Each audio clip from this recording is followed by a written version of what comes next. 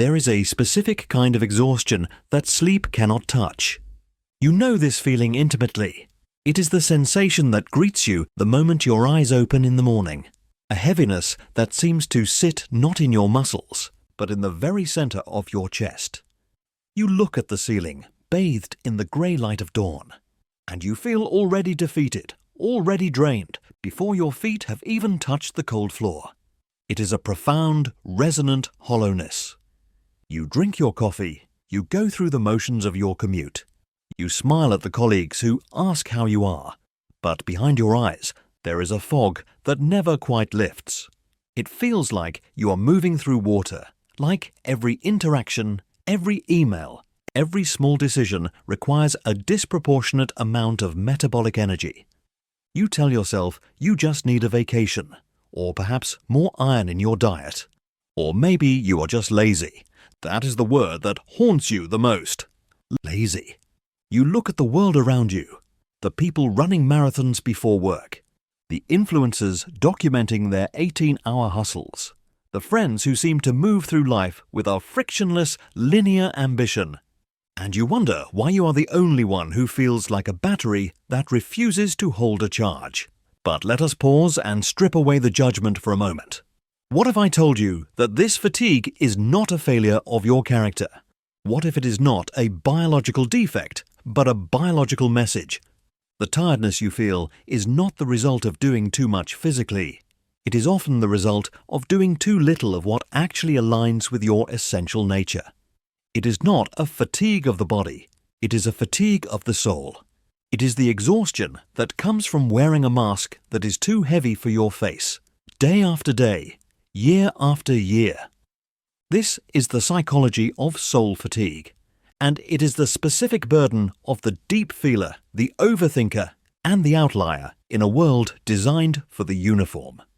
To understand why this happens, we must step back from the modern office cubicle and look at the ancient machinery of your mind. You likely possess a nervous system that evolution designed for a very specific purpose, one that has largely become obsolete in the industrial landscape. In our hunter-gatherer past, the tribe did not just need strong backs and spear throwers. They needed sentinels. They needed the individuals who were highly sensitive to changes in the atmosphere, the ones who could detect the subtle shift in the wind that signaled a storm, or the slight pattern disruption in the brush that signaled a predator. This required a brain that was constantly processing high volumes of sensory and emotional data. If you are the type of person who walks into a room and instantly absorbs the mood of everyone present, or if you find yourself overanalyzing a conversation for hours after it has ended, you are not broken. You are a sentinel operating in a world that no longer values your watch. The problem arises because this high-fidelity processing comes at a staggering energetic cost. Your brain is not a passive vessel. It is a voracious consumer of glucose. When you are a highly sensitive person or a deep thinker, your brain does not filter out the background noise as effectively as the average person. You process the flickering of the fluorescent lights, the hum of the air conditioner, the unspoken tension between your boss and your coworker, and the existential weight of the news cycle all at once. In the Paleolithic era, this hyper-awareness was used in short bursts to save the tribe. Today, in the modern open-plan office or the chaotic digital ecosystem, your radar is jammed. You are perpetually scanning for threats and patterns in an environment that is flooded with artificial noise. This state of chronic, low-level hyperarousal keeps your cortisol levels simmering, preventing you from ever reaching a state of true, restorative safety. You are tired because your biology is fighting a war against your environment, and you are doing it while sitting perfectly still in a swivel chair. However, the biological drain is only half of the story. The deeper, more insidious drain comes from the psychological act of suppression. We live in a culture that has pathologized depth and monetized shallowness. From the time you were a child, you may have been told that you were too much, too sensitive, too intense, too quiet, too dramatic. To survive, you learn to perform a character. You learn to flatten your affect, to nod politely when you wanted to scream, to pursue a practical career path when your soul yearned for the erratic rhythm of creation. This act of performance is what psychologists call emotional labor, but I prefer to call it identity attrition. Every time you suppress an authentic reaction to fit in, you pay a tax. Every time you force yourself to care about a metric or a corporate goal that feels meaningless to your core, you are burning fuel. Consider the metaphor of a high-performance sports car left idling in a garage. If you leave the engine running but never take it out on the road, the car does not preserve its fuel. It burns it up, filling the garage with toxic fumes, eventually choking itself out. This is what happens when a creative, divergent mind is forced into a repetitive, linear existence. You are not tired because you are working too hard. You are tired because your engine is choking on the fumes of unlived potential. The human psyche has a specific nutritional requirement for meaning. When we are engaged in work that matters to us, when we are in a state of flow, and we can work for hours and feel energized. But when we are engaged in work that violates our values or bores our intellect, even 20 minutes can feel like a death sentence. This is the difference between good tired, the satisfaction of a day spent building something real, and soul fatigue, the depletion of a day spent pretending to be someone else. This brings us to the harsh reality of our current social architecture. We are living through the late stages of an industrial experiment that views the human being as a unit of production rather than a locus of experience. We have internalized the voice of the factory foreman and installed him in our own heads. This internal tyrant is what drives the modern epidemic of burnout. It tells you that rest is something you must earn. It tells you that if you are not monetizing your hobbies, you are wasting time. It tells you that silence is dangerous because in silence, you are not producing. This creates a state of constant, anxious vigilance. You scroll through social media, seeing the curated highlights of other people's lives, and you feel a profound sense of falling behind. You feel that you should be doing more, achieving more, optimizing more. But this constant comparison and optimization creates a phenomenon known as decision fatigue. For the sensitive mind, every choice carries weight. You see the ripples of consequences that others ignore. When you combine this with the sheer volume of information we are bombarded with daily, the result is a cognitive shutdown. Your brain, overwhelmed by the impossible demands of the digital panopticon, pulls the emergency brake. This is what you experience as laziness. It is not a refusal to work. It is a refusal to continue participating in a system that is hostile to your nature. Your lethargy is a form of protest. It is your soul saying, "I will not take another step in this direction." We must also confront the specific loneliness of this fatigue. When you try to explain it to others, they offer you practical solutions.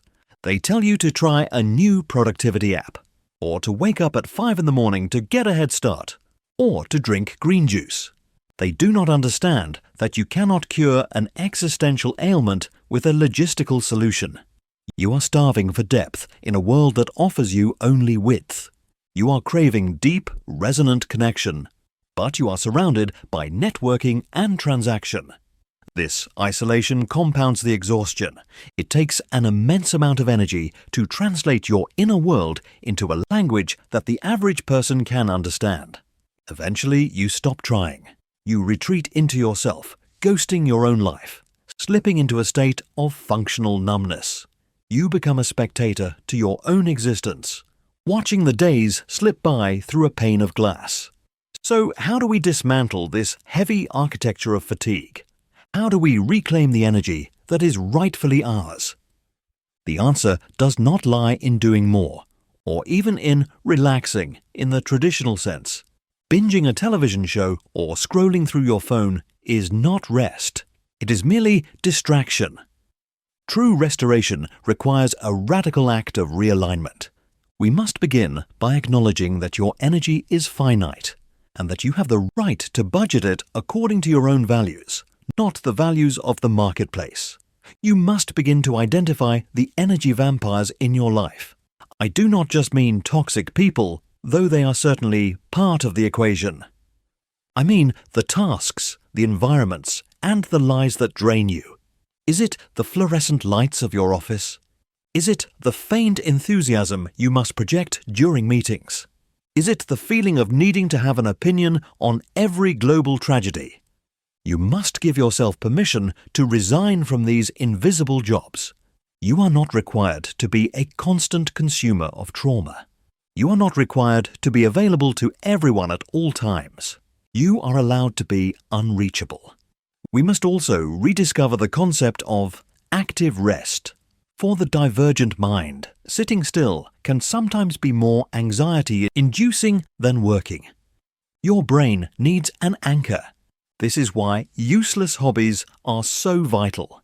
Engaging in an activity that has no economic output, painting badly, walking aimlessly in the woods, learning a dead language, playing an instrument only for the sound of it, signals to your brain that you're off the clock. It breaks the loop of transactional thinking. When you create something just for the sake of creating it, you reconnect with the playful, neophilic part of your evolutionary heritage. You feed the sentinel within you with beauty rather than threats. Furthermore, we must reframe the way we view our own fluctuations. The industrial world demands linear consistency. It wants you to be the same machine at 9 a.m. on Monday as you are at 4 p.m. on Friday. But you are not a machine. You are an organic being, governed by rhythms and seasons. There will be winters of the soul, times when you are meant to go dormant, to retreat, to heal, and to process. In a society that only celebrates the eternal summer of harvest and growth, we have forgotten the necessity of the fallow field. If you do not let the field rest, the soil turns to dust. Your periods of low energy are not mistakes. They are the winter that precedes the spring. If you fight the winter, if you drag yourself through the snow pretending it is July, you will only prolong the cold. Yield to the season. Let yourself be slow. Let yourself be quiet. Ultimately, the cure for soul fatigue is not sleep. It is truth. It is the terrifying, liberating act of dropping the mask. It is admitting that perhaps the career you spent 10 years building does not make you happy. It is admitting that you need more solitude than your peers. It is admitting that you are different, and that your difference requires a different owner's manual. When you stop fighting your own nature, a tremendous amount of energy is suddenly released. The energy you spent suppressing your shadow is now available to light up your life. This path is not easy. It requires a quiet rebellion against the expectations of your family, your culture, and your own ego. It requires you to disappoint people. It requires you to step off the treadmill and watch everyone else keep running. But consider the alternative. To continue as you are is to slowly fade away. To become a ghost in your own machine, arriving at the end of your life having been very productive, but never truly alive. You are not lazy. You are a creature of depth trying to survive in a shallow world. You are a creature of rhythm trying to survive in a metronome world. The exhaustion you feel is the friction between who you are and who you are pretending to be. So tonight, when the world demands that you hustle, or socialize, or improve, I invite you to do something radical. Do nothing. Turn off the screens. Sit in the dark. Listen to the beat of your own heart. Forgive yourself for being tired. And know that this fatigue is the first step toward waking up. You have been asleep at the wheel of another person's life. It is time to pull over, step out of the vehicle, and walk into the forest of your own being. The air there is different. It is fresh, and it is waiting for you to breathe.